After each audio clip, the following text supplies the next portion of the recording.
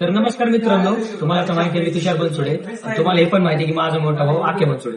ते गेले 8-15 दिवस आख्या बनसोडेची घरात वागणूक एकदम चेंज झालेली आहे. त्याला पैसा आल्यामुळे त्याने घरच्याला एकदम सोडून दिलेलं आहे बघणं. मदरला पण घरी रोज त्रास चालू आहे, रोज फोनला शिव्या चालू आहे.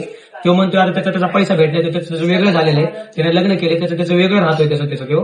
मग घरात रोज घरी जाऊन मम्मीला जाऊन शिव्या देतोय. आता विचाराच तुम्ही मम्मीला काय काय चालू आहे. आम्ही आख्याची मम्मी आहे. आख्याचा इतका त्रास असतो ना, घरी येऊन घाण शिव्या देतो, खालच्या दराला जाऊन शिव्या देतो. बुधवार पेठात जाय म्हणतो मला, 150 रुपयावर धंदा कर, तू माझी मम्मी नाही, तुला मम्मी म्हणायची लाज वाटायली मला, असं बोलतो ते घरामध्ये. तुम्ही त्याला आख्या समजून वगैरे सगळ्यांनी डोक्यावर घेतलंय, पण त्याचं काहीच नाहीये. घरामध्ये जसं बाहेर जसं वागतो तसं घरामध्ये काहीच वागत नाहीये. ते खूप त्रास आहे त्याचा मला. आणि एक म्हणजे त्याचे पप्पा नाही, त्याचे पप्पा नसल्यामुळे घरामध्ये एवढा त्रास देतो. त्याचं एवढं दुकान आहे, सगळं आहे त्याचं, पण घरामध्ये 1 रुपया नाही देत. बरं ठीक आहे, मला नाही देऊ देते, 1 रुपया मला नाही पाहिजे.